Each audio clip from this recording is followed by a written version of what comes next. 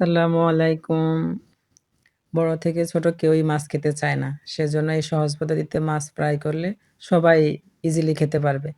তো ফার্স্টে আদা রসুন দিয়ে দিলাম। আদা রসুনের পরে সরিষার তেল দিলাম, ব্লাক পেপার দিলাম, লবণ দিলাম, হলুদের গুঁড়া দিলাম, হলুদ আরেকটু দিলাম।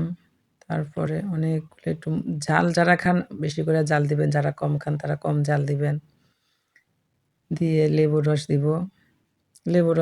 লেবু দিলে অনেক টেস্টটা অনেক ভালো হয়। এজন্য সবাই চেষ্টা করবেন লেবু রস অবশ্যই দেওয়ার জন্য।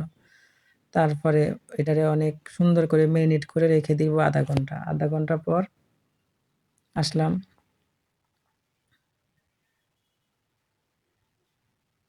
তারপরে অনেকগুলো তেল দিতে হবে। ডিপ ফ্রাই হবে তো এজন্য তেলটা বেশি করেই দিতে হবে। আমি প্রায় ১/২ কেজির মতো তেল দিছি। ১/২ কেজির বেশি তেল। পরে তেলটা যখন একটু গরম হবে দেখবেন তখন মাছ দিয়ে দিবেন।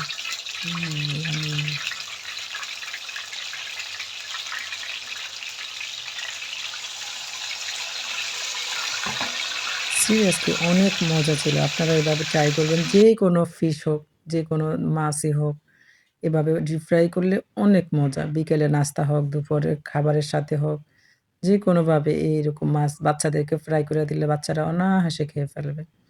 তো আমি তো বাদ দিয়ে খাওয়ার জন্য আমি একটু পেঁয়াজ বেরেস্তা করলাম, করে মাছের উপর দিয়ে দিলাম। দেখছেন?